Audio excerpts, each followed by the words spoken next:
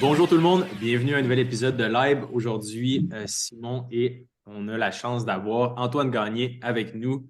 Antoine est un fondateur d'une des plus grosses agences là, de publicité Facebook au Québec, au Canada. Je ne sais pas quelle est la taille exacte là, de votre entreprise.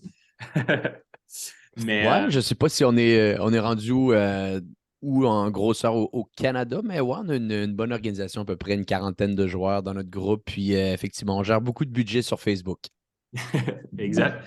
Je t'ai connu justement à travers ton super podcast, là, Hyper Croissance. Puis, je voulais savoir, tu sais, pour commencer, tu pourrais peut-être te présenter à notre audience qui est Antoine Gagné, puis qu'est-ce que tu fais en ce moment au day-to-day, là?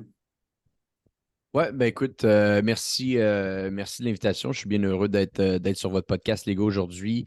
Donc oui, mon nom est Antoine Gagné. Je suis un accro du monde des affaires. Moi, souvent, quand les gens me demandent qu'est-ce que je suis, je pense que je me décrirais comme un business geek. C'est-à-dire, j'adore les modèles d'affaires, j'adore l'ingénierie du monde des affaires. Puis ça m'a poussé très jeune à me lancer à mon compte, à me lancer en affaires.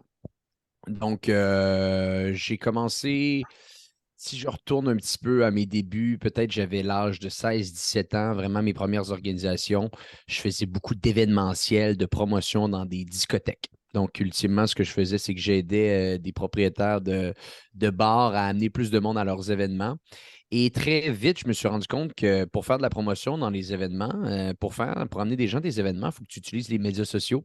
Donc, on remonte à 2011-2012. J'utilisais les médias sociaux pour remplir les discothèques de la ville de Québec. Moi, je suis quelqu'un de la ville de Québec à la base. Sur Grande Et Allée? je le faisais sur Grande Allée, sur le Maurice Night Club dans le temps qui était ouvert. Il y avait quoi d'autre? L'Ozone, le Laurier. Je faisais Le beaucoup d'événements à Palladium? l'Ozone Laurier. Puis le Palladium, ça, tu vois, c'était un peu plus avant moi. Fait que celle-là, je ne l'ai pas trop connu, mais c'est clairement des noms qui étaient pas trop loin de mon radar. Puis l'avantage à cet âge-là, c'est que tout le monde veut sortir dans les clubs à 16, 17 ans.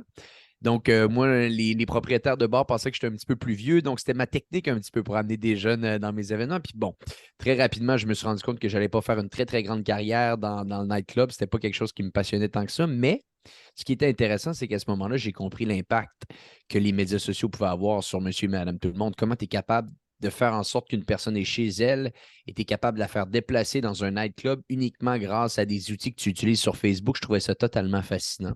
Mhm. Et très rapidement, ça m'a poussé à me dire comment je pourrais utiliser ces outils-là pour un plus grand nombre d'entreprises. Est-ce que ça pourrait devenir littéralement une organisation?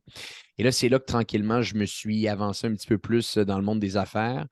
Et j'ai lancé quelques mois après avoir œuvré dans le domaine des discothèques, l'organisation Jour 7 Communication, qui à la base, ce qu'on faisait à l'époque, c'était de la gestion de médias sociaux. J'ai fait ça pendant 4, 5 ans, de 2012 à 2017. Et en 2017, je voyais que c'était vraiment la fin de uniquement la gestion des médias sociaux et la portée organique sur Facebook. Et à ce moment-là, j'ai décidé de pivoter l'organisation. J'ai racheté mon ancien partenaire à l'époque et on a décidé de prendre tous les gens qui travaillaient avec nous au niveau de la création de contenu et d'aller intégrer à cette équipe-là une équipe de gestion média, en stratégie gestion média. Et là, c'est là que l'organisation elle a changé de nom. Elle est devenue Jour 7 Communication à J7 Média. À ce moment-là, on a uniquement focusé sur la publicité sur Facebook avec notre équipe de création de contenu. Et là, c'est là que l'entreprise elle a monté. Donc, les 4, 5 premières années, jusqu'à de 2012 à 2017, je devais faire une organisation qui avait peut-être 6, 7, 8 personnes maximum. On faisait peut-être un demi-million de chiffre d'affaires à l'année. Et là, tranquillement, qu'on a intégré l'équipe de gestion média, c'est là vraiment qu'on a grandi l'entreprise. Et tu vois, je me retrouve aujourd'hui avec cette entreprise-là, J7 Média. Également, une autre organisation qui se nomme Pure Commerce, qui est une autre agence que je possède, qui est très orientée sur du commerce électronique. Et également, 2 autres boutiques en ligne que j'ai achetées dans la dernière année pour me mettre un petit peu dans la peau de mes clients parce qu'on travaille beaucoup avec des organisations qui vendent en ligne. Donc, j'ai acheté 2 boutiques en ligne et je suis également animateur de 3 podcasts hebdomadaires, le podcast Hypercroissance, le podcast Social Selling et le podcast Commerce Elite. Donc, je suis un gros, gros fan du monde des affaires, un gros fan de podcasting également. Et c'est ça qui occupe pas mal mes journées. Nice. Ce qui m'intéresse surtout, c'est que, tu sais, veux pas, vous avez dépensé des millions puis des millions en publicité Facebook. Vous avez vu sais, vous avez la chance de voir un peu à l'intérieur des entreprises qu'est-ce qui vend, qu'est-ce qui ne vend pas, veut pas, parce que vous avez les mains dans la pâte à tout coup. Euh, pour les gens à la maison qui veulent lancer un produit, lancer un side hustle, qu'est-ce qui fait la différence entre un produit qui vend et un produit qui ne vend pas? Ben, ouais, il y a plusieurs raisons qui pourraient venir expliquer ça à la fin de la journée, un produit qui vend, un produit qui ne vend pas. Je pense que très souvent, si on parle davantage à des gens aujourd'hui qui cherchent un produit side hustle qui pourrait se vendre davantage qu'un autre, la meilleure manière de s'y prendre, c'est de uniquement regarder ce qui fonctionne déjà dans le marché et de faire mieux au niveau marketing. Et de faire mieux au niveau marketing. Et la vérité, c'est toujours comme ça que j'ai fait mes acquisitions d'entreprise pour des boutiques en ligne. C'est de se dire, est-ce que ce produit-là, déjà dans le marché, a une preuve de concept avec un canal publicitaire que je comprends? Donc, en l'occurrence, ici, on parle de publicité Facebook. Si on reste dans cette catégorie-là aujourd'hui, la vérité, c'est que sur Facebook, il y a plein de produits qui se vendent très, très bien. Et en 2023, ce qui est assez exceptionnel, c'est que tu es capable d'aller espionner tes compétiteurs. Tu es capable d'aller sur leur page Facebook et de voir toutes les publicités en ligne qui sont en train de tourner. Donc, si, disons, demain matin, tu veux te lancer, tu veux vendre des produits en ligne dans une catégorie où est-ce que tu vends des biens de commodité, on va dire, pour la maison, tu es déjà capable de peut-être aller entourer 5, 10, 15 entreprises très rapidement qui vendent ces biens-là. Et là, par la suite, tu peux peut-être te dire, parfait, on va aller voir ce qu'ils font, on va aller voir les publicités qui tournent de leur page Facebook. C'est très simple, encore une fois, je le répète, pour aller le voir. Et si tu te rends compte que cette même entreprise-là a 5, 10, 15 publicités qui tournent pour un produit spécifique, quand tu te rends sur leur site web, ben, il y a des excellentes chances que ça veut dire que ça fonctionne. Parce qu'habituellement, c'est très rare que des gens vont faire tourner de la publicité avec des produits qui sont non fonctionnels.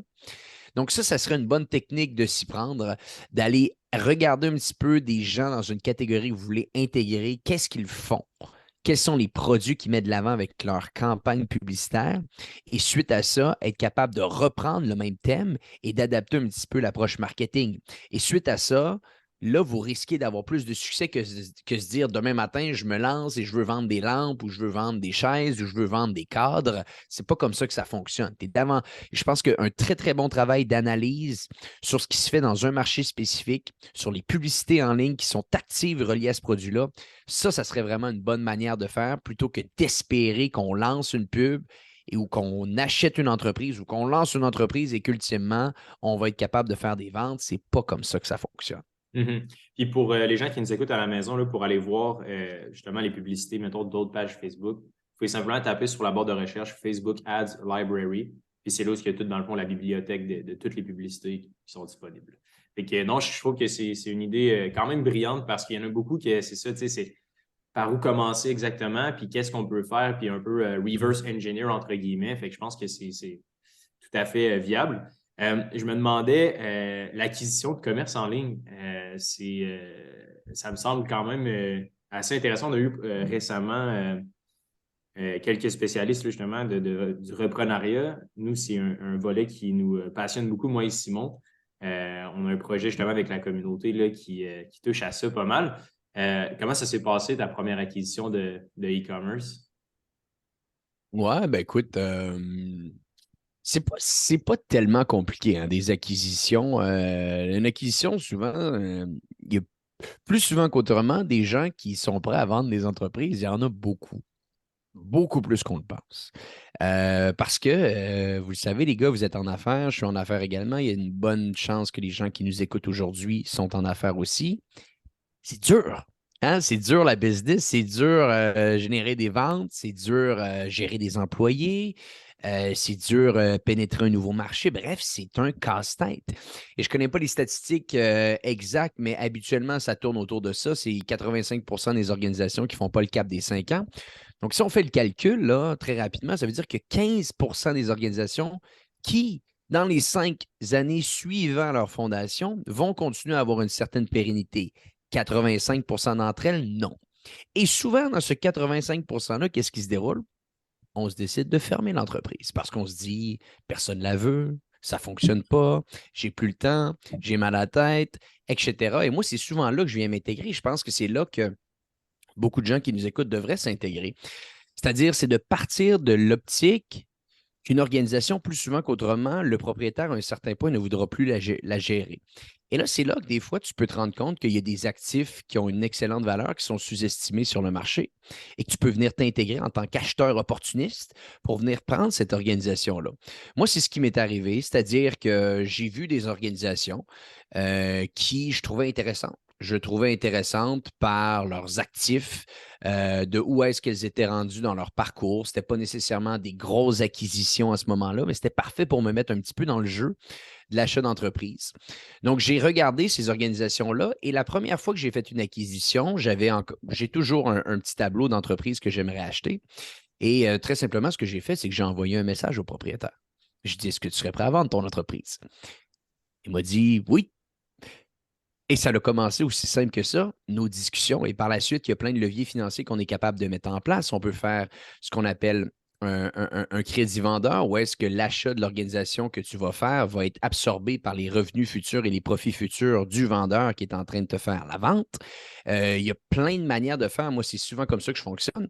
Et plus souvent qu'autrement, quand tu envoies un message à une entreprise qui t'intéresse, tu risques d'avoir une réponse. Pas nécessairement une réponse positive qui dit oui, je suis prêt à vendre demain matin, mais d'un intérêt à en savoir plus parce que les gens le sont fiers. Ils veulent savoir combien qu'elle vaut mon entreprise. Et pour cette raison-là, souvent, ils sont prêts à aller sur un appel. Et par la suite, quand un appel se déclenche, s'il y a un bon fit, il y a plusieurs choses qui peuvent arriver. Donc, moi, la première fois que j'ai fait une acquisition, c'était une acquisition partielle d'une organisation qui est dans le même secteur que moi dans le service, où est-ce que j'avais besoin d'un département de leur organisation. J'étais supposé acheter l'entreprise au complet au départ. Finalement, j'ai acheté uniquement une partie de l'entreprise. En anglais, on appelle ça un carve-out, c'est-à-dire de prendre une partie de l'organisation, donc un achat d'actifs, et l'amener à notre organisation. Moi, c'est la première acquisition que j'ai faite. C'était en octobre 2021, si ma mémoire est bonne. Et là, par la suite, dans la dernière année, j'ai mis la main sur 2 autres organisations dans les boutiques en ligne. Donc, j'ai fait 4 acquisitions au final, une acquisition partielle dans le service, 2 acquisitions de boutiques en ligne, une acquisition de boutique en ligne qui s'est présentée comme l'acheteur, le vendeur voulait fermer son organisation. Donc, moi, je me suis dit, ben, si tu veux la fermer, je vais la reprendre. C'est une organisation qui faisait quand même quelques centaines de milliers de chiffres d'affaires à l'année aux États-Unis, dans un marché que je voulais percer. Ils vendaient un produit en ligne pas tellement complexe. Je me suis dit, pourquoi pas? Et ça m'a quasiment rien coûté parce qu'il allait la fermer de toute façon. Donc, tu sais, ça revient un petit peu à ce que je t'ai dit plus tôt.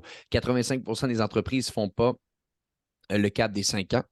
Donc ça s'est bien déroulé. On a mis un prix qui était très raisonnable des deux côtés. Encore une fois, ça a été un crédit vendeur, c'est-à-dire que ça a été financé avec les profits et les ventes futures de l'organisation. La troisième entreprise que j'ai achetée, que c'est tout récent, ce qui vient de se dérouler ici, ça a été un investissement que nous, on a fait. Donc, on a pris une part dans l'organisation de manière minoritaire à 49 où est-ce qu'on est venu injecter, au lieu d'injecter du capital, on est venu injecter des ressources. Donc, encore une fois, c'est une acquisition qui m'a quasiment rien coûté, mais en intégrant les ressources de mes équipes, donc des acheteurs médias, des spécialistes emailing, des spécialistes de commerce en ligne, on a été capable d'établir une valeur autour de ces ressources-là. Et la valeur qu'on a mis autour de ces ressources-là a été vue comme l'équivalent d'une injection de capital. Mais au lieu que ça soit du capital monétaire, c'est du capital en termes de ressources. Très, très fonctionnel comme approche ici. Et là, ça m'a permis de mettre la main sur 49 de l'organisation, donc une participation minoritaire parce que je voulais que le CEO en place garde une majorité. Mais tout de même, ça nous donne 49 d'une organisation. Et la dernière acquisition que je viens de faire il y a c'est littéralement la semaine dernière, j'ai fait l'acquisition d'un 4e podcast. Donc, c'est un podcast dans mon industrie, encore une fois, la publicité Facebook qui allait fermer pour des raisons personnelles que le vendeur avait. Donc, encore une fois, moi, en tant que, on va dire, bon opportuniste, j'ai vu l'opportunité, on a discuté ensemble, on a mis un prix sur le podcast. Donc, tu vois ici, un achat d'actifs qui a été fait. Encore une fois, ça, c'est des choses que les gens ne pensent pas. Acheter des actifs numériques, des actifs marketing numériques comme un podcast, ça a une valeur souvent exceptionnel. Vous avez un podcast, les gars, vous êtes capable de mettre une valeur, j'imagine, sur votre podcast pour vous, ce que ça vaut. Vous devez vous dire, ouais, si je n'avais pas mon podcast, peut-être mon organisation fonctionnerait moins. Je me dis la même chose pour moi.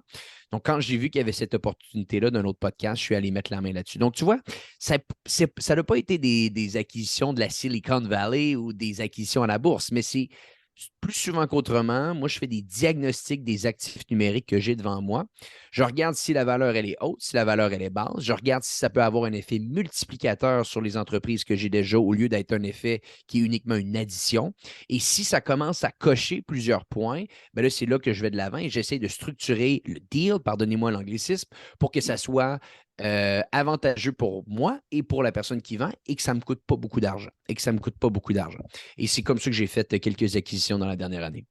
Non, c'est fascinant parce que justement, je pense que souvent, on voit on voit les choses de façon noire et blanche, là, tu sais, d'acquérir une entreprise. Il va en avoir énormément là, avec l'âge de la population au Québec, là, surtout dans les prochains mois, dans les prochaines années. Mais je me demandais, tu sais, par rapport à l'acquisition justement de ces entreprises-là puis des e-commerce, est-ce qu'il y a tu fonctionnes toujours par approche, dans le fond, externe ou il y a vraiment des ressources sur lesquelles, admettons, tu vois les listings, admettons, des commerces en ligne? Parce que, tu sais, pour les entreprises physiques, on l'a déjà couvert sur le podcast, là, les Mhm. différents sites qui existent pour, tu sais, des entreprises manufacturières, business. Il y a quelques sites en ligne, mais pas tant que ça. Est-ce qu'il y en a, tu sais, spécialement pour des shops Amazon, des commerces en ligne ou des trucs comme ça? Y en a-tu des agrégateurs de. Il y en avait dans le passé, il y avait Shopify Marketplace dans le passé, mais en toute honnêteté, moi, ce que j'ai pu voir, puis encore une fois, ça ne revient qu'à mon expérience ici que j'ai vécue, c'est que les meilleurs deals ne sont pas sur le marché. Mhm. Parce que souvent, je veux dire, quand tu es un vendeur qui a mis ça sur plein d'endroits, tu as souvent déjà une valeur déjà préconçue de ce que ton organisation vaut. Et souvent, moi, c'est ce que j'appelle des vendeurs, des vendeurs irraisonnables, non raisonnables. Ça arrive très souvent. Si vous avez la chance m'amener d'être dans des discussions comme ça, vous allez voir, il y a tout le temps deux types de personnes. La personne qui comprend que c'est une entité à part de sa vie personnelle et que ça a une valeur et que des multiples dans le marché qui vont dire pourquoi cette entreprise-là vaut X, Y, Z. Et il y a des gens qui pensent que leur organisation vaut des milliards parce que c'est leur bébé, parce qu'elle est trop attachée à qui ils sont et ils ne peuvent pas s'en départir. Et ce que j'ai pu voir, et encore une fois, ça ne parle que de mon expérience ici, plus souvent qu'autrement, quand tu as des marketplaces en place, quand tu as des courtiers impliqués dans des transactions, bref, quand tu as beaucoup plus de, de, de, de, de, de réflexion qui a été fait autour de ça, plus souvent qu'autrement, ça devient des discussions avec des vendeurs irraisonnables. Moi, quand c'est arrivé, les différentes acquisitions, c'était plus souvent, plus de 50% du temps, des gens qui ne pensaient pas à vendre. Qui ne pensaient pas à vendre. Donc, automatiquement, je trouve que ça crée un climat de discussion qui est plus intéressant. Puis encore une fois, ça ne revient qu'à moi ici. Donc, le conseil peut-être que je pourrais donner à ton audience, basé sur l'expérience que j'ai vécue, c'est de ne se mettre aucune barrière sur la possibilité d'envoyer des messages à des gens qui ont des organisations qui nous intéressent. Vous allez être surpris. Les taux de réponse à des appels sont élevés. Les gens sont curieux de le savoir. Et si vous êtes capable de bien vous préparer sur qu'est-ce que vous allez dire dans la première rencontre, la deuxième rencontre, etc., vous risquez à un certain point de vous retirer avec une organisation sous la main. Donc, moi, c'est comme ça que je l'ai vécu et c'est comme ça que je vais continuer à le faire. Non, je trouve ça quand même intéressant parce que c'est vrai, on a l'impression que tu sais, tout ce qui nous entoure, c'est rigide, mais en réalité, quand tu commences à poker à gauche et à droite, tu te rends compte qu'il y a beaucoup plus de choses qui sont accessibles qu'on le pense. Puis tu sais, même si tu Énormément. cherches un Tout, autre emploi, le fait de... Je vais parler, ça vous dérange pas? Non, vas-y, vas-y. Ouais. Parce que quand tu te cherches un deuxième emploi ou un premier emploi que tu veux bouger de ta job, par exemple, ça peut être une très bonne chose aussi dans les milieux d'aller voir le président puis lui dire, écoute, je viens de voir parce que je cherche un emploi et je serais aussi intéressé à amener. Moi, ma job actuelle, c'est ça que j'ai fait. Ben, c'est un chasseur de tête qui m'a approché, mais moi, je lui ai dit, je me cherche aussi une carrière et du reprenariat. Puis le président, il a capoté. Puis ça permet aussi d'avoir une formation continue par le patron qui est déjà en place, qui va t'expliquer tout au complet les postes de la compagnie, qui va t'expliquer de long en large la comptabilité, s'il y a du shipping, par exemple, ça il peut t'expliquer ça, il peut t'expliquer les opérations, il peut t'expliquer tout au complet. Donc, juste au niveau du knowledge, sais, on est allé déjeuner, Hubert et moi, Antoine, on est allé déjeuner avec un gars qui reprend des business aussi, qui était prof à l'université. puis il nous a expliqué que 70% des deals, je pense, c'est ça Hubert, 70% Ouais. des deals ne se font pas. Donc, si, admettons, toi, Antoine, tu nous contactes, tu te disais, je veux racheter le podcast Live, bah, il y a 70% que ça ne fonctionne pas parce que, bah, comme tu dis, peut-être que nous, Ben on va oui. vouloir trop cher ou que toi, bah, finalement, tu as vu une autre entreprise qui t'a tapé dans l'œil. Donc, c'est aussi juste de prendre de l'expérience. C'est ce qui nous a conseillé d'ailleurs notre contact, là, c'est de faire les démarches. Au pire, ça fonctionnera pas, mais tu vas avoir appris plein de trucs, poser tes questions, puis apprendre à connaître la business, là. Mhm. Euh, Exact. Et c'est ce qui t'amène à dire que c'est comme n'importe quoi dans la vie, un certain jeu de volume. Un Mm. certain jeu de volume. Moi, sur les différentes acquisitions que j'ai faites, la vérité, c'est que j'en ai eu tellement des conversations avec d'autres personnes qui finalement, ça ne s'est pas fait. Donc, tu es mieux d'engager des conversations, d'avoir certaines. Et à un certain point, tu as besoin de deux personnes pour danser, hein, on est d'accord. Si tu sens que l'autre personne est prête à danser avec toi, un prix qui est raisonnable, ça peut se faire et ça peut être tellement plus rapide que lancer une entreprise. Lancer une entreprise, c'est long. Il faut que tu penses à un logo, il faut que tu penses à un brand, il faut que tu trouves un product market fit. Bref, c'est un cassage de tête. Il y a des entreprises qui ont déjà fait tout ce travail-là qui peut-être étaient moins intéressantes à un certain point pour un propriétaire. Et le pourcentage d'entreprises qui tombent sur 5 ans, on le dit, c'est excessivement élevé, mais des organisations qui sont déjà en place et qui sont reprises, les pourcentages de succès sont beaucoup plus élevés. Donc, mathématiquement, quand tu regardes les deux options, tu te rends compte que acheter une entreprise est beaucoup moins risqué que de lancer une entreprise. Et moi, ça a été un peu ça, ma réflexion à un certain point, c'est de me dire, à partir de maintenant, je vais utiliser ce que j'ai construit un petit peu en termes de fondation et relancer de zéro, je ne le sais pas, mais acheter, ça, je vais le faire quand même assez souvent. Il y a des gens comme moi, par exemple, versus Hubert, je pense, hein. Moi, je suis très bon pour arriver quelque part qui a déjà les bases et faire grossir la structure, faire grossir la combine. C'est ce que j'ai fait. J'ai 35 ans, c'est ce que j'ai fait depuis mes 18, 20 ans. N'importe où je suis rentré, j'ai fait croître la business. Partir quelque chose, je suis pas bon là-dedans. J'ai un peu le syndrome de la page blanche, là. J'arrive devant le truc, puis j'ai pas d'idée.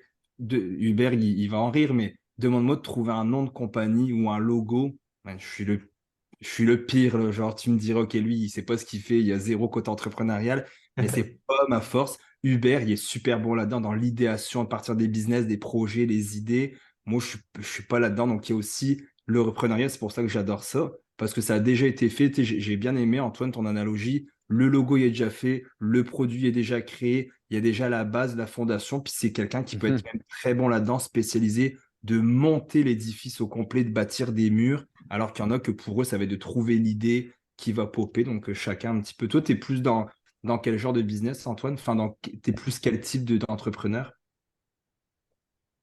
C'est une excellente question que tu me poses ici. Tu vois, je pense que j'ai fait un peu les deux. J'ai fait un peu les deux. J'ai lancé de zéro quelques organisations. J'ai lancé des podcasts. Donc, j'ai fait ça. Je me suis rendu compte que c'était très dur et que là, j'ai peut-être plus envie de le refaire. Donc, je dirais que je peux le faire, je sais faire, mais je ne sais plus si j'ai envie de refaire. Parce que je comprends à un certain point, plus que tu vieillis, plus que tu es en affaires, plus tu te rends compte que tout est une question de levier.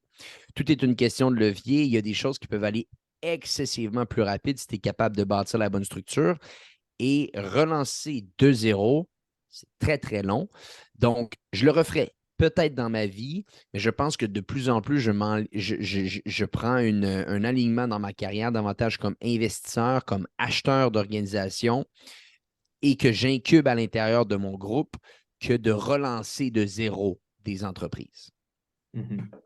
Non, je pense que surtout dans ton cas spécialement, tu sais, c'est extrêmement valide parce que tu as développé plein d'outils puis plein d'armes pour générer plus de ventes ultimement. Donc, avec un bon product market fit, c'est une symbiose parfaite, là, right? Aux États-Unis, puis c'est plus une question personnelle, je me demande comment tu as acheté un e-commerce qui doit vendre aux États-Unis, que tu as mentionné Ouais. récemment, c'est ça? Comment ça se passe, le marché américain? Est-ce que, tu sais, mettons, que soit créer du contenu ou vendre en anglais, ça se passe comment là-bas? J'ai toujours été curieux, je me demande, est-ce que vu qu'il y a 10 fois plus de monde, est-ce que c'est 10 fois plus difficile de percer, de se démarquer ou comment ça évolue là-bas, la vente aux États-Unis, mettons, d'un produit en ligne ou de création de contenu?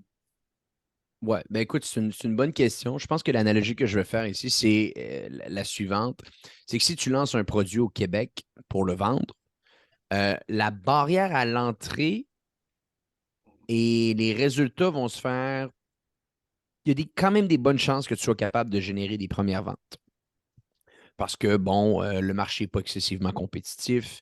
Les coûts pour rejoindre des gens avec les différentes plateformes numériques n'est pas tellement élevé. Et d'ailleurs, c'est encore moins cher en Europe. Si vous voulez un peu un ordre d'idée, là, juste pour vous donner un ordre d'idée, disons, si on parle de publicité Facebook pour rejoindre un client, en Europe, en ce moment, ça risque de coûter environ 3 fois moins cher qu'au Canada, rejoindre 1000 personnes, si on prend des chiffres égaux. Ah ouais. Et ça va coûter environ 10 fois moins cher qu'aux États-Unis.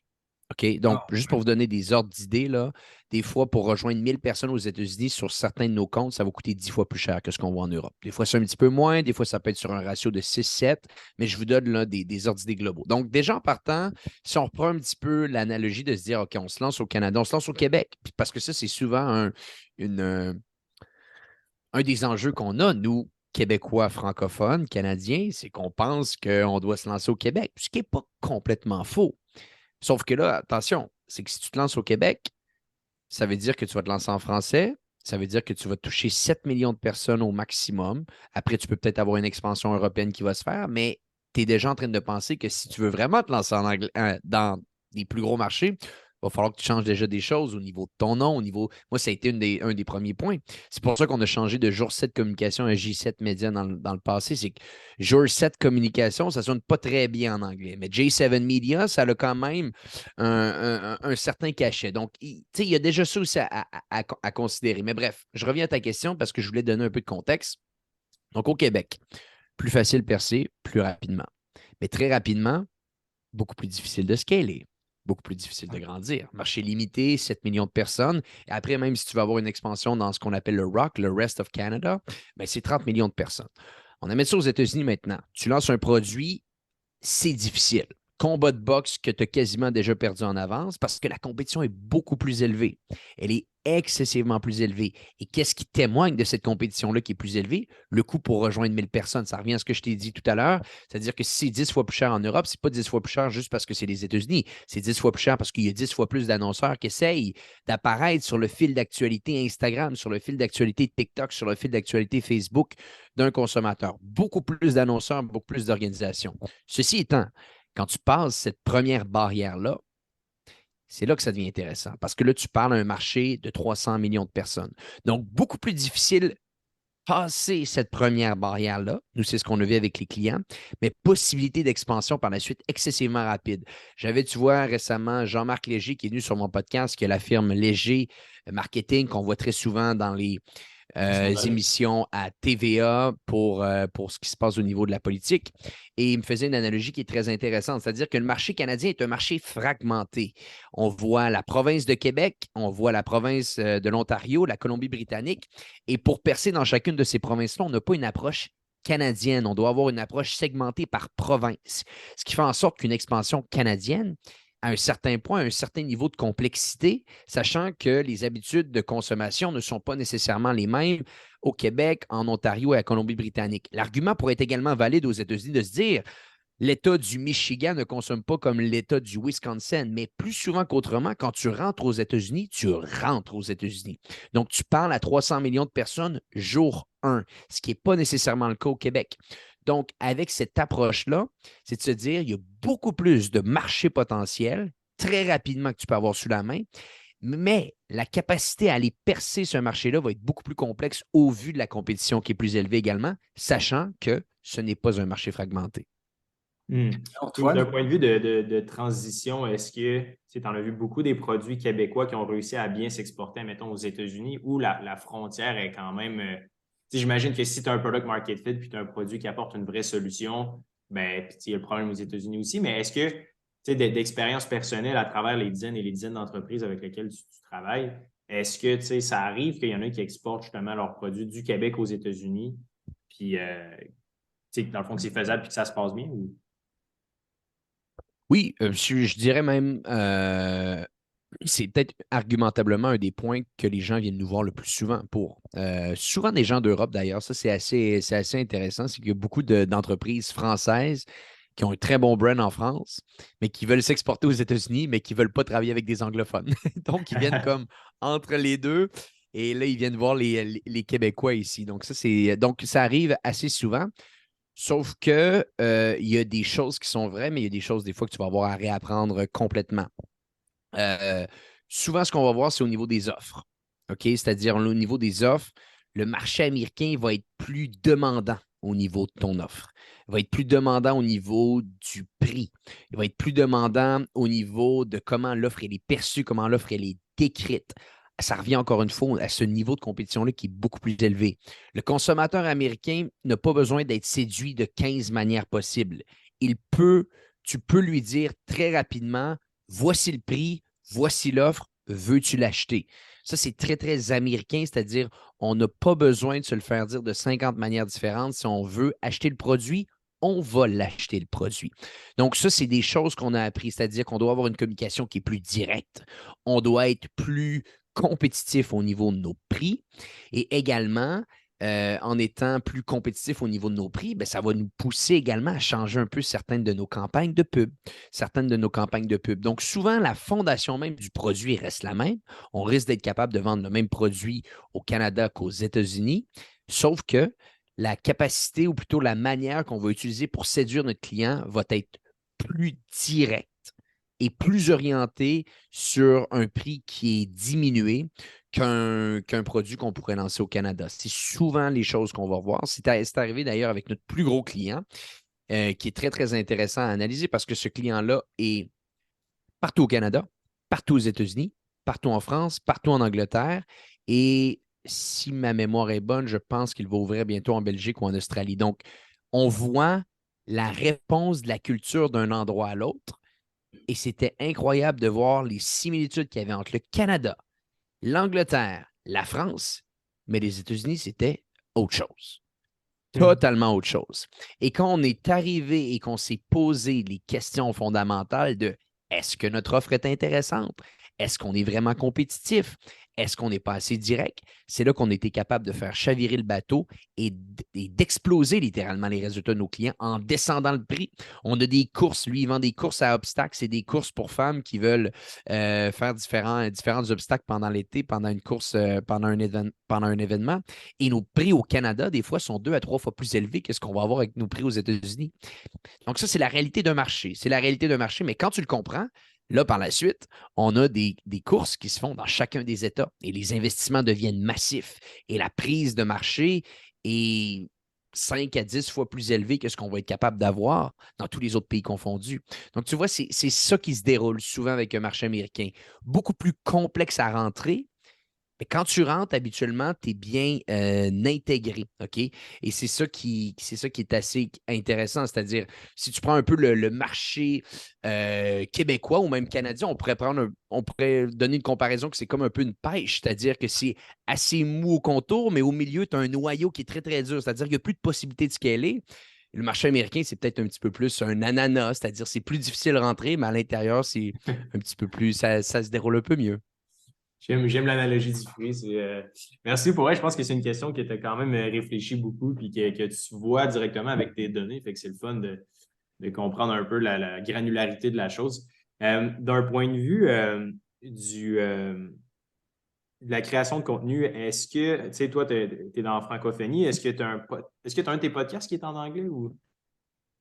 Bon, j'ai essayé. Je me croyais imbattable avec les podcasts, donc j'en avais quelques-uns. Je me dis, ah, je vais être capable d'avoir un podcast anglo. Et l'apprentissage que j'ai fait, c'est que quand on fait du contenu vidéo, je sais que vous faites du contenu sur YouTube, les gars, donc vous comprenez un peu ce que je veux dire, on peut se reprendre. C'est-à-dire que quand tu fais un contenu vidéo, tu as ton visage, tu as le décor, tu as différentes prises de caméra, tu as une discussion entre deux interlocuteurs. Et également, tu as le contenu audio. Mais le contenu audio fait partie d'un ensemble de choses qui vont pouvoir être consommées. Quand tu es uniquement dans l'audio, tu n'as que ta voix. Tu n'as que ta voix et tu n'as rien d'autre. C'est-à-dire, tu ne peux pas faire en sorte d'avoir un accent qui ne paraît pas tellement comme un accent parce que tu as un super beau décor derrière. Bref, tu es pris avec ta voix. Et le marché américain, encore une fois, et le marché canadien, il est difficile. Et je le comprends. C'est-à-dire pourquoi j'écouterais un podcast qui parle de publicité Facebook d'un Québécois où est-ce que son accent n'est pas autant fluide qu'une autre personne qui fait un podcast de publicité Facebook qui a un accent qui est beaucoup plus fluide. Au final, ce que je me suis surtout aperçu, après avoir fait 53 épisodes de social selling en anglais, c'est que le format est quasiment plus important que le fond, à un certain point. Et quand je réécoutais mon podcast en anglais, qui n'avait pas la même percée que mes podcasts franco, je pouvais comprendre. Parce que même moi, je n'aurais pas écouté ce podcast-là en anglais parce que mon anglais était bon, mais n'était pas incroyable. Et pourquoi une personne va être un bon podcasteur? Pourquoi une personne va être un très, très bon animateur de radio? Parce que souvent, il y a un français ou il y a un anglais excessivement bien travaillé qui est intéressant à écouter. Il y a un ton dans sa voix qui est rassurant. Bref, vous comprenez un petit peu ce que je veux dire. Et ça, c'est très difficile de le faire quand ce n'est pas ta langue primaire. Et à un certain point, je me suis dit, pourquoi me battre quand la partie est déjà perdue en avance? C'est-à-dire, j'ai beau avoir le meilleur contenu, mais quelqu'un qui va avoir l'anglais comme première langue risque de me battre 9 fois sur 10 pour des raisons excessivement évidentes. Donc, je me suis dit, si le contenu que j'allais mettre de l'avant était du contenu purement audio, parce que moi, je ne fais pas de contenu vidéo, je ne suis qu'en audio pour les différents podcasts, je vais me battre dans quelque chose que je contrôle et que je sais qu'à un certain point, je ne suis pas tellement mauvais. Parler français, comprendre comment parler français, poser des bonnes questions dans une langue que je suis à l'aise. Donc, pour ces raisons-là, j'ai fait 50, peut-être 40 épisodes de social selling en anglais. Finalement, j'ai décidé de l'arrêter et de me concentrer uniquement sur le marché francophone. Non, c'est intéressant parce que nous, c'est quelque chose que veut pas, on se dit, ah, tu sais, l'anglais, est-ce que c'est quelque chose, tu sais, qu'on pourrait essayer? Puis j'ai toujours été curieux de voir aux États-Unis la frontière de la création de contenu, tu sais, la barrière à l'entrée là, qui est probablement beaucoup, beaucoup, beaucoup plus grande là, qu'on l'imagine. Ah, ils sont difficiles. Ils sont difficiles, c'est-à-dire que ils vont pas te donner une deuxième chance. C'est-à-dire, s'il accroche pas, il accrochera pas. Donc, il faut, selon moi, quand on fait du contenu, se lancer clair, net et précis, sauf qu'à un certain point, il faut rentrer dans un environnement où est-ce qu'on sait qu'on a un avantage injuste, on appelle ça en anglais unfair advantage. Où est-ce que tu sens que tu peux gagner quasiment sans te poser question contre quelqu'un? Et on a tous une catégorie spécifique où est-ce qu'on a un unfair advantage. Il faut le trouver et attaquer, selon moi, cet endroit-là. Il y en a qui sont meilleurs en contenu vidéo, il y en a qui sont meilleurs en contenu audio, il y en a qui sont meilleurs en contenu à l'écrit, et il y en a qui sont anglophones de base ou francophones de base. Et quand on fait cette analyse-là sur quelle est notre vraie force en termes de créateur de contenu, c'est là, selon moi, qu'on doit mettre beaucoup plus de temps. Moi, je me suis fait l'analyse. On risque de faire un petit peu plus de contenu vidéo dans le futur, mais l'endroit qu'on allait gagner était dans l'audio. Parce qu'on comprenait cet environnement-là, on en écoutait beaucoup. Et là, on s'est dit, au lieu de peut-être partir sur plusieurs types de contenus différents, on va rester dans l'audio, mais on va segmenter l'audio selon des personas précis à qui on veut s'adresser. Le propriétaire d'entreprise, on lui parle avec hypercroissance. Le directeur marketing d'un commerce en ligne, on lui parle avec Commerce Élite. L'acheteur média en publicité Facebook, on lui parle avec Social Selling. Donc, on a pris cette approche-là de segmenter nos personas et de leur créer un podcast à chacun de ces personas-là, au lieu de se dire, on prend un seul persona et on essaie de l'attaquer sur plusieurs types de contenus différents. Et ça, je pense que c'est une bonne réflexion que les gens peuvent avoir. Quel est l'avantage injuste que j'ai un petit peu sur ma compétition? Nous, on s'est rendu compte que c'était l'audio. Et par la suite, comment je peux m'adresser à mon persona de la manière la plus intelligente possible? J'aime ça. Je trouve que c'est quand même une approche qui est valide et intéressante. Il y avait une autre question qui me trottait dans la tête.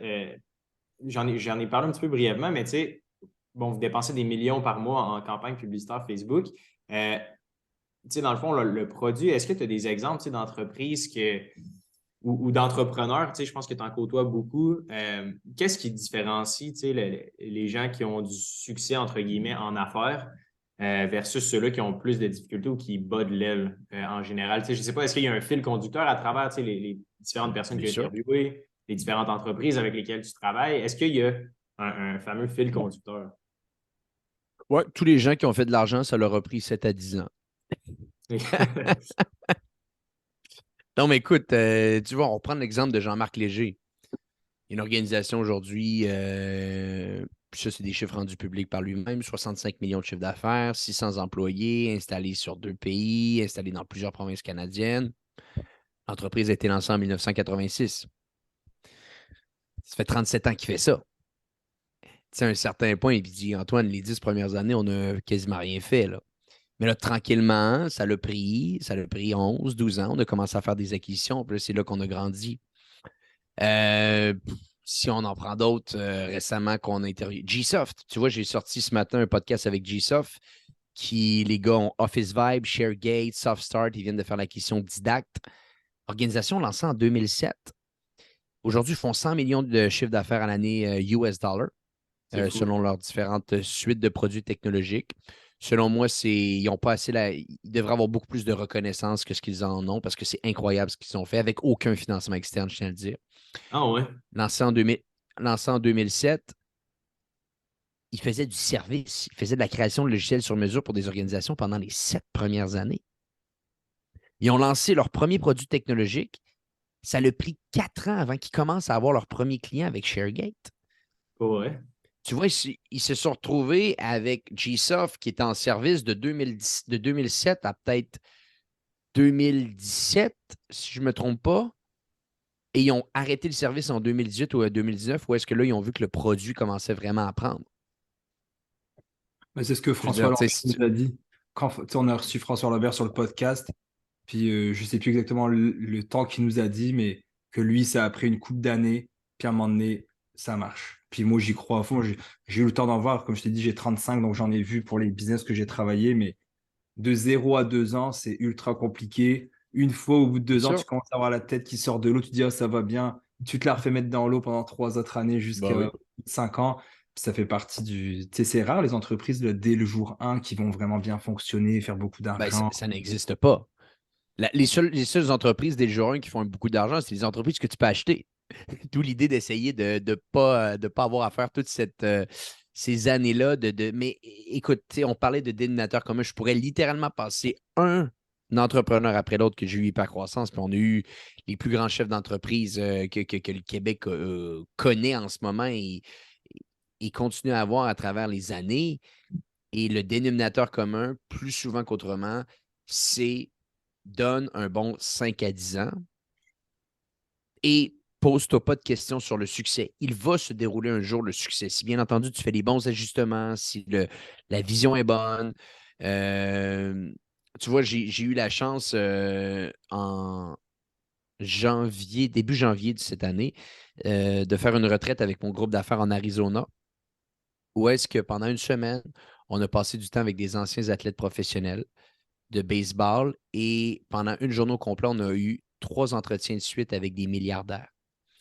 Et donc, là, des joueurs qui jouent dans une autre catégorie. Vraiment une autre catégorie. Il y a plusieurs catégories, mais là, eux, c'est les ligues majeures. Puis c'est au sens propre parce qu'on avait des athlètes de baseball qui jouaient dans les ligues majeures au baseball, puis on avait des milliardaires. Bref, le point que je veux dire, c'est qu'en discutant avec eux, ils nous ont donné plusieurs conseils. Mais il y a un conseil vraiment qui a capté mon attention plus que les autres.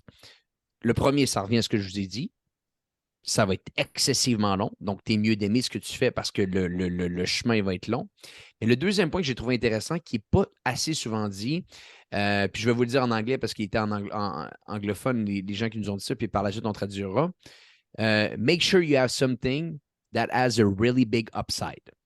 Parce que si tu le sais que les choses vont prendre de 5 à 10 ans, assure-toi qu'au final, de 5 à 10 ans, le upside qui peut ressortir de là est excessivement grand. Et ça, je pense que c'est un truc qui est assez souvent oublié parce que un succès en affaires d'une vente d'une organisation à 100 millions, de bâtir une organisation qui va devenir une licorne à 1 milliard, ça ne se fait pas par hasard.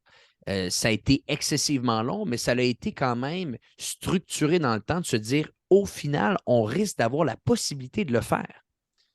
Et ça va prendre autant de temps que si on crée une organisation qui vaut 4-5 millions. Et c'est Mark Lowry qui avait dit ça. Mark Lowry, d'ailleurs, si vous ne connaissez pas, je vous invite, messieurs, à aller jeter un petit coup d'œil sur ce qu'il a fait. C'est complètement incroyable ce qu'il a fait. Il a vendu sa première entreprise à Amazon pour 500 millions.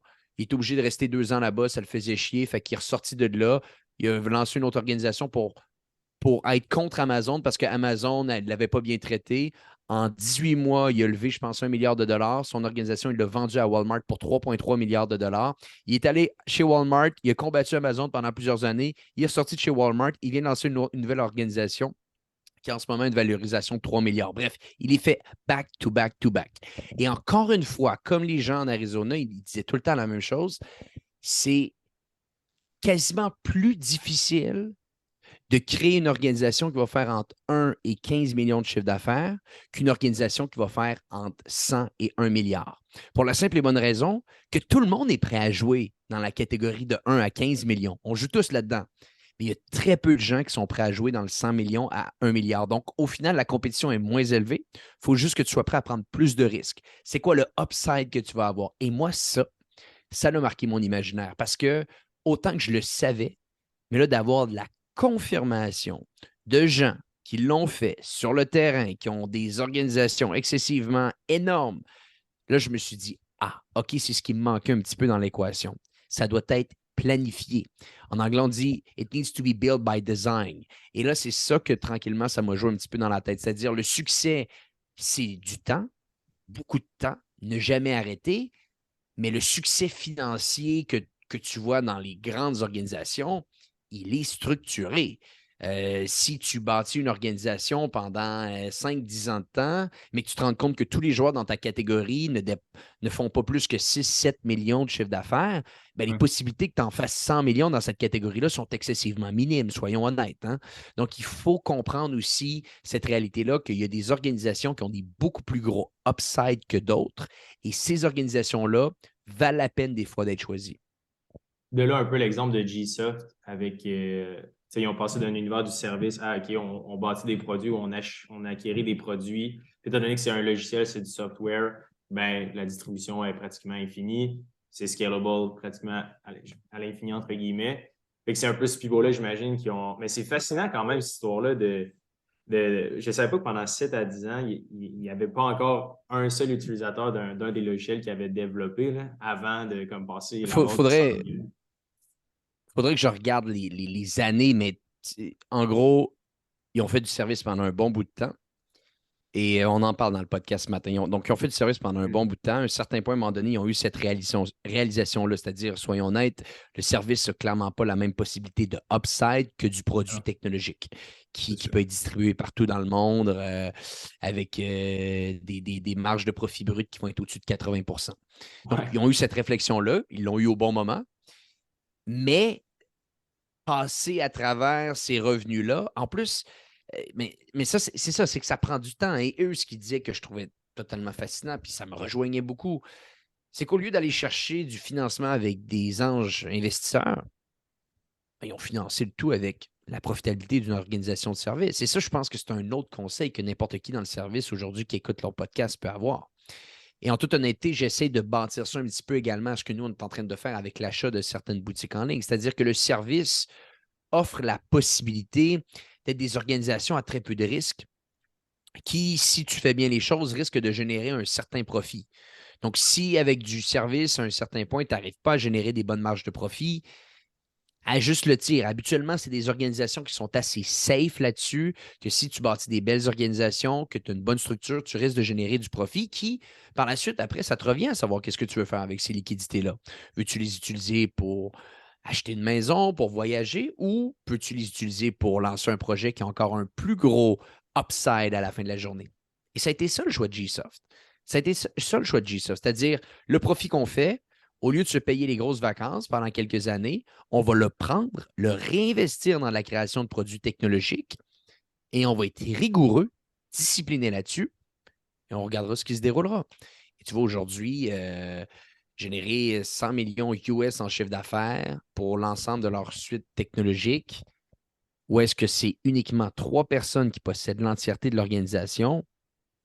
Ça n'arrive pas. C'est des histoires comme ça n'arrive pas. C'est des organisations qui, Simon ne me le dira pas parce que de toute façon, il ne sait pas, sachant qu'il n'y a jamais eu d'investisseur, mais si tu regardes aux États-Unis, un 100 millions de chiffre d'affaires pour un logiciel technologique, c'est des organisations qui valent $1 milliard. Oui, définitivement.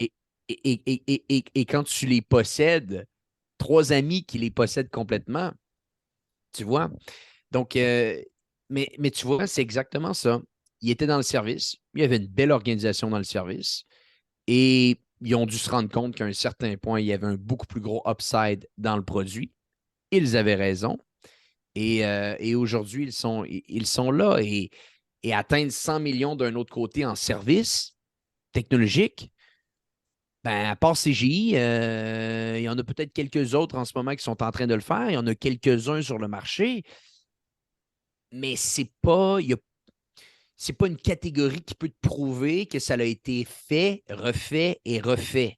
C'est vraiment pas beaucoup de gens qui peuvent le faire et ça a un niveau de complexité qui est beaucoup plus élevé. C'est des organisations qui vont prendre plus de temps de bâtir. Bref, ça n'a pas le même upside, bien entendu, que du produit technologique. Et ça, je pense que n'importe qui écoute le podcast aujourd'hui, à un certain point, quand il avance dans son processus, se doit d'avoir ces réflexions-là. Parce que plus qu'on avance en affaires, plus on se fait de l'apprentissage, on se fait de l'expertise, on écoute des podcasts, on lit des livres. À un moment donné, il faut structurer un petit peu où est-ce qu'on veut s'enligner pour les 5 à 10 prochaines années. Tu vois, moi, je suis dans ces réflexions-là. Je suis dans le service, j'ai une belle organisation, mais à un certain point, je me pose aussi des questions de me dire, est-ce que c'est cette organisation-là qui peut avoir le plus grand impact dans le monde ou je peux utiliser les ressources de mon organisation actuelle pour aller sur un autre type de catégorie qui pourrait avoir un plus grand impact dans le monde? Donc, ça, tu vois, je suis également présentement dans ces réflexions-là. Et force est d'admettre que les gens en Arizona, c'est peut-être eux qui m'ont mis la puce à l'oreille. Ouais. Non, c'est fou parce que tu lis toutes les histoires, puis en gros, c'est soit tu deviens une machine à acquisition ou ce que tu agrèges un paquet d'entreprises, puis tu développes une spécialité à l'intérieur d'entre elles, ou tu développes un logiciel qui dessert ce parapluie-là d'entreprise, puis que tu vas propager ailleurs. J'ai l'impression qu'au sommet, tu regardes toutes les histoires, c'est comme l'un ou l'autre. C'est comme, Buffett en est un bon exemple. Ben oui, ben écoute, puis, tu vois, il y avait encore. Buffett, tu vois, c'est le meilleur exemple de ce que j'ai dit tantôt. Je pense que si, puis peut-être on pourrait trouver les notes et les mettre dans les liens de ton épisode, de votre épisode, les gars. Buffett, s'il arrête sa carrière à 65 ans, je pense que 80% de sa fortune, il ne l'a pas, là. Même moins que ça. 80% de sa.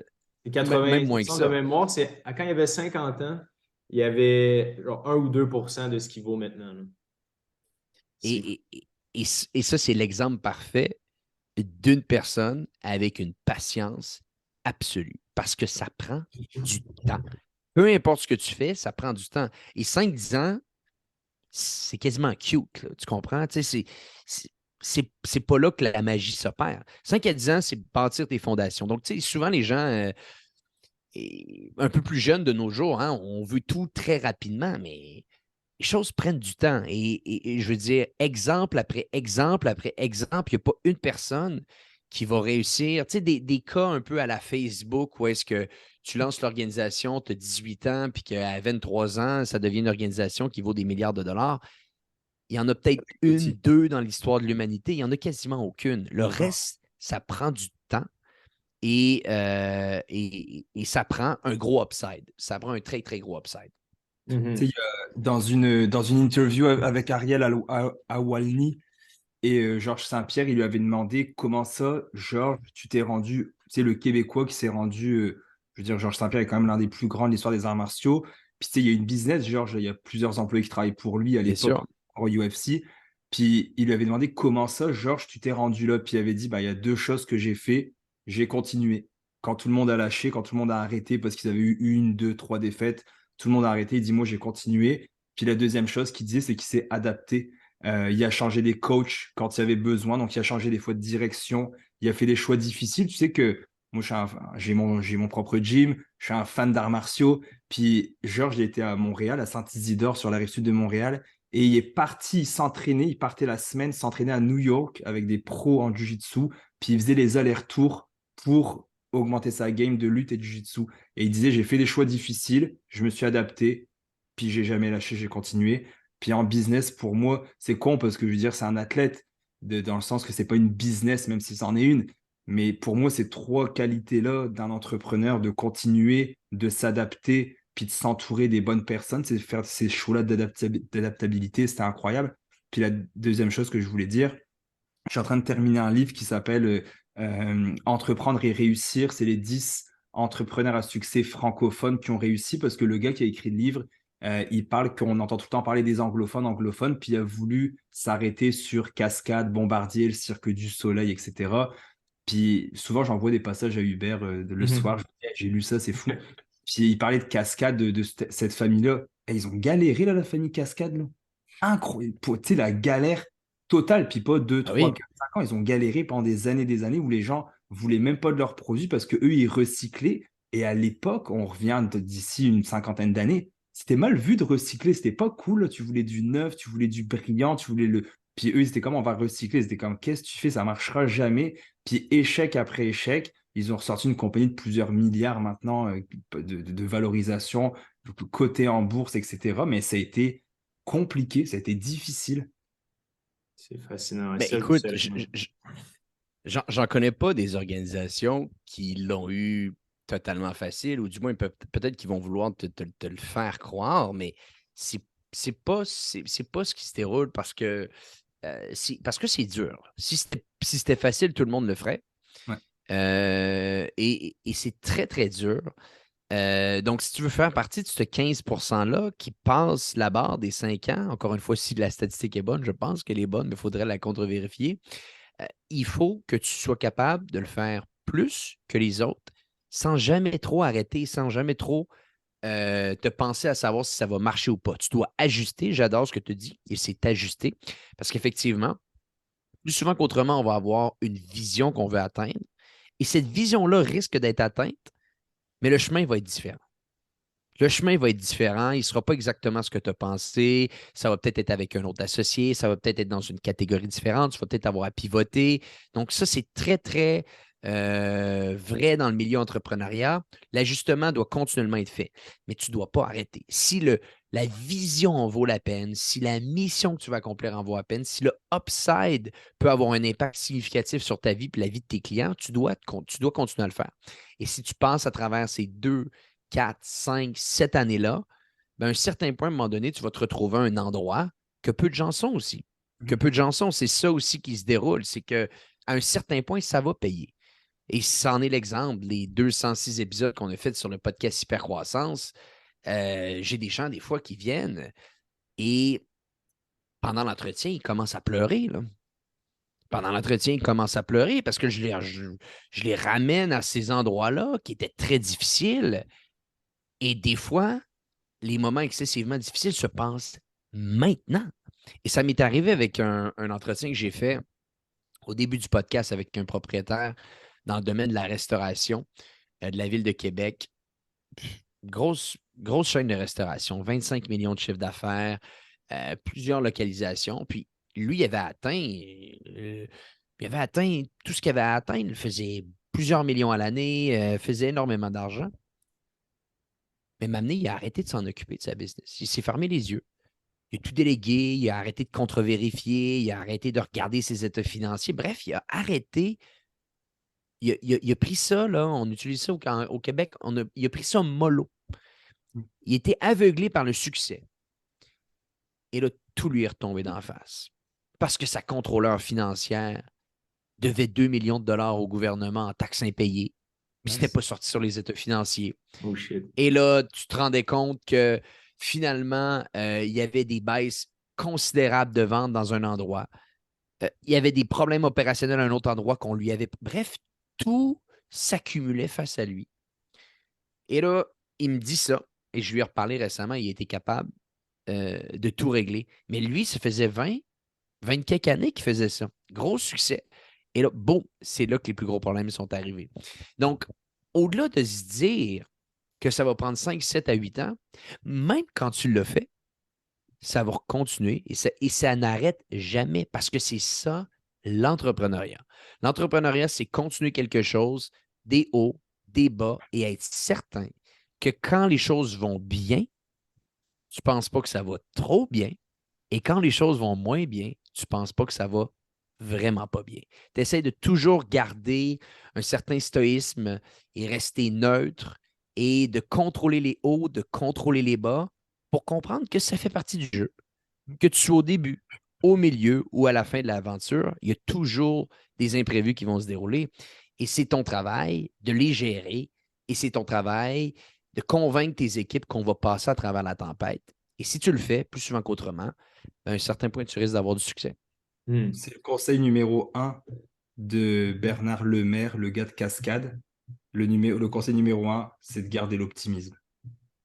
Sur les 6 ou 7 conseils qu'il donne dans le livre, le numéro 1, c'est l'optimisme. Ça m'a fait chier parce que je suis quelqu'un j'ai beaucoup de misère à être optimiste.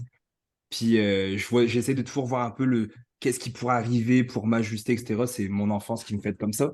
Mais lui disait non, sois optimiste, peu importe, c'est normal qu'il y ait comme tu dis, tu l'as très bien résumé, Antoine, là, mais ouais, c'est fou. Puis c'est juste, tu sais, peut-être en terminant, c'est ça que je trouve un peu déplorable, mettons, pour ma génération, c'est qu'on est bombardé sur tu sais, Instagram, TikTok de jeunes qui sembleraient faire des millions tellement jeunes, tellement rapidement, en un an. Puis on dirait que mentalement, c'est difficile, j'ai l'impression. Parce que pour moi, en ce moment, c'est tellement toxique là, de voir ces gens-là. Ben oui, C'est fou parce que ben, je c'est sais. excessivement toxique. Ça n'a aucun sens. Puis c'est le fun d'avoir un peu la perception des gens qui sont dans l'industrie puis qui essaient de parler à des milliardaires que même eux le disent. Tu sais. Ouais, puis de toute façon, souvent, le passé garant du futur, hein, le passé garant du futur, c'est-à-dire, c'est pas à cause qu'il y a davantage d'exposition et de distribution aujourd'hui sur du contenu que c'est plus rapide d'avoir des entreprises qu'à l'époque. Hein? Oui, peut-être que tu as plus de capacité de te faire connaître que tu peux en avoir avant. Il y a plein d'ajouts, il y a plein d'avantages.